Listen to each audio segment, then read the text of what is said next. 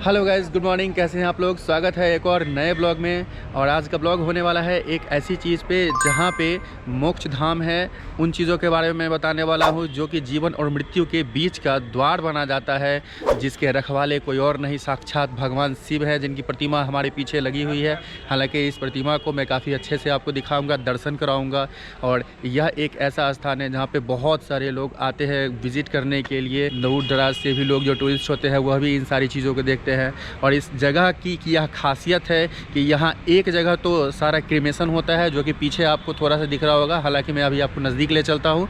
और एक जगह भगवान शिव की मूर्ति है रखी हुई, जो बेमिसाल एग्जाम्पल सेट करता है कि जीवन और मृत्यु के द्वार के मध्य अगर कोई खड़ा है तो वो साक्षात भगवान शिव है। आपको सामने दिख रहा है, इस मुख में आप एंट्री लेते हैं। एंट्री लेने के बाद आपको साक्षात भगवान शिव सामने नज़र आते हैं। बहुत सारे लोग यहाँ पे आते हैं अपनी फ़ोटोज़ वगैरह खिंचाने के लिए। सबसे बड़ी खासियत है वह मैं ले चलता हूँ आपको दिखाने के लिए। जो सब होता है मृत्यु के बाद भगवान से मिलन का एक सबसे अच्छा स्थान माना जाता है कि भगवान के सामने में आपको मोक्ष की प्राप्ति मिल रही हो, इससे ज़्यादा अच्छा और क्या हो सकता है। तो जो सब होता है मृत्यु के बाद, उन सबों को यहाँ पर लाया जाता है और जलाया जाता है। तो यह एक काफ़ी अच्छा स्थान माना गया है।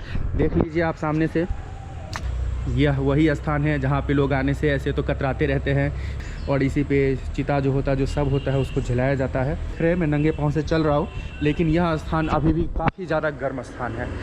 मतलब अंदर से काफ़ी ज़्यादा गर्म है। ये हर समय कुछ न कुछ यहाँ पे दिखता ही रहता है, जलता ही रहता है। आप जैसे देख लीजिए।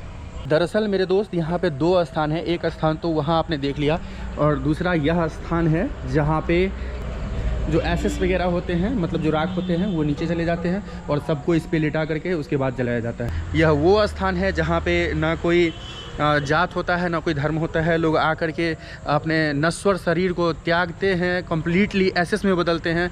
और माना जाता है कि यहाँ पर जिन सबों को जलाया जाता है उसे तत्क्षण तत्काल मोक्ष की प्राप्ति हो जाती है। आप देख लीजिए, एक बहुत बड़ा विशाल पेड़ जो पीपल का लगा हुआ है।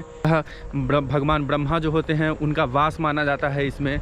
और हमारे यहाँ जो बिहार के लोकल लोग हैं, उन लोगों में ऐसी मान्यता होती है, भगवान शिव, भगवान ब्रह्मा और विष्णु तीनों का जो स्थान होता है वो एक ही जगह पर होता है। एक जो कलश होता है, वो कलश में गंगा जल रहते हैं, और गंगा जल के साथ ही जो पवित्रता होती है वो छलकती रहती है। जितने भी पाप होते हैं उनको धोने के लिए जो इनका बाग है और इनका आसन ग्रहण करवाया गया है। गर्दन में यह जो गोल गोल माला आप देख रहे हैं, यह जो माला है इसमें रुद्राक्ष है।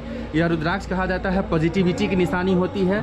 जितने भी निगेटिविटी होती है, जो नकारात्मक विचार है आपके, वो दूर भाग जाते हैं जैसे ही आप रुद्राक्ष सामने में ले जाते हैं। यदि आपको घर में एक एग्जाम्पल देखना है तो आप रुद्राक्ष की माला को ले करके धागा में पिरो करके कोई भी निगेटिव चीज़ें, जैसे कोई गंदी चीज़ें होंगी, उसके ऊपर रखिएगा। एंटी क्लॉकवाइज मूव करना स्टार्ट कर देता है। यदि आप उसी को यदि साफ कपड़े पर रखिएगा तो वो क्लॉकवाइज घूमना स्टार्ट कर देगा। तो this is the biggest example कि रुद्राक्ष का जो माला होता है वो कितना ज़्यादा लोगों के लिए पॉजिटिव एनर्जी लाता है। पॉजिटिव एनर्जी से भरपूर सारे संसार को अपने हाथों में एक ओम, जहाँ आदि है न अनंत है। जब जग की शुरुआत हुई थी तो कहा जाता है कि जो हमारा नीला आसमान है, इसके ऊपर कोई लाल आसमान है। उस आसमान में निवास करने वाले मात्र और मात्र एक ज्योति और ज्वाला, जिसके मालिक यह शिवा थे।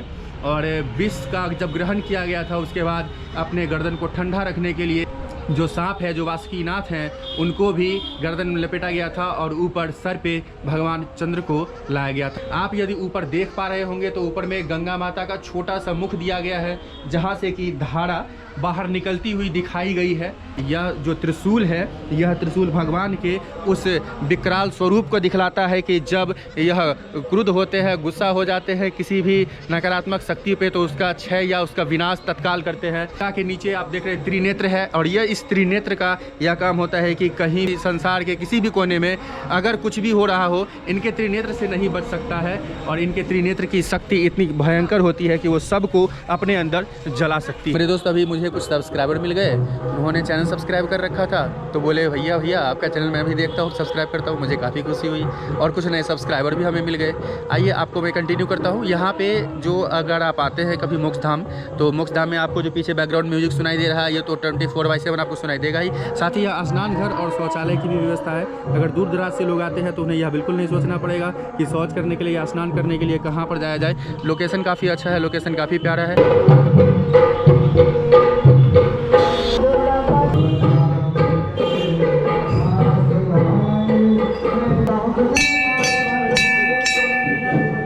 हालांकि मैं आज ऐसी जगह पे शूट करने के लिए आ गया हूँ जहाँ पे चारों तरफ एसएस देखने के लिए मिल रहा है, क्रीमेशन ही देखने के लिए मिल रहा है। आप सामने ये देख लो, रामदेव शाह का जी दिख रहा है। अब मृत्यु के बाद आत्मा का वास इस धरती पे होता है, स्वर्ग में होता है, नरक में होता है। I really don't know, but if you ask me कि आपको कैसा लग रहा है यहाँ पे, तो भाई मुझे थोड़ा डर भी लग रहा है। पता नहीं कब कौन गुस्से में आए, कब कौन कहाँ से आ जाए और क्या हो जाए, बट कोई दिक्कत नहीं है। अब ब्लॉग शूट करना, आप लोगों को दिखाना है तो इतना रिस्क उठाना पड़ेगा मेरे भाई। यदि आप लोगों को ब्लॉग पसंद आता है शेयर कर दीजिए दोस्तों के साथ में, और मेरे चैनल को प्लीज़ सब्सक्राइब कर दीजिए, बहुत ज़रूरत है। मोक्षधाम ही मात्र एक ऐसा जगह है जहाँ पे हमारा शरीर अग्नि, वायु, जल, धरा और गगन जैसे पंचभूतों में विलीन होकर शिव के चरण कमलों में समर्पित। ये पेड़ देख लीजिए, ये पेड़ तुलसी का पेड़ है और इस तुलसी के पेड़ के नीचे जड़ जहाँ इसका लगा हुआ है वहाँ पर सब जलाया गया था, और उसी सब का जो एसेस है उसके ऊपर तुलसी का पेड़ लगा दिया जाता है। नीचे हूँ इसलिए मुझे काफ़ी डर लग रहा है। अगर आप ऊपर इसके चलेंगे तो लोग बहुत आते हैं फ़ोटो खिंचाने के लिए, लोगों का तांता लगा हुआ होता है। और जो हमारे सामने कुछ लोग दिख रहे हैं, यह सब लोग भी यहाँ पे विजिटिंग प्लेस के तरीके से इसको यूज़ करते हैं, क्योंकि यहाँ का दृश्य काफ़ी अच्छा है, मनमोहक है। यदि आप यहाँ पर आते हो तो आप रम जाते हो, और सरकार ने खर्च करके इस जगह को काफ़ी अच्छा बनाया हुआ है।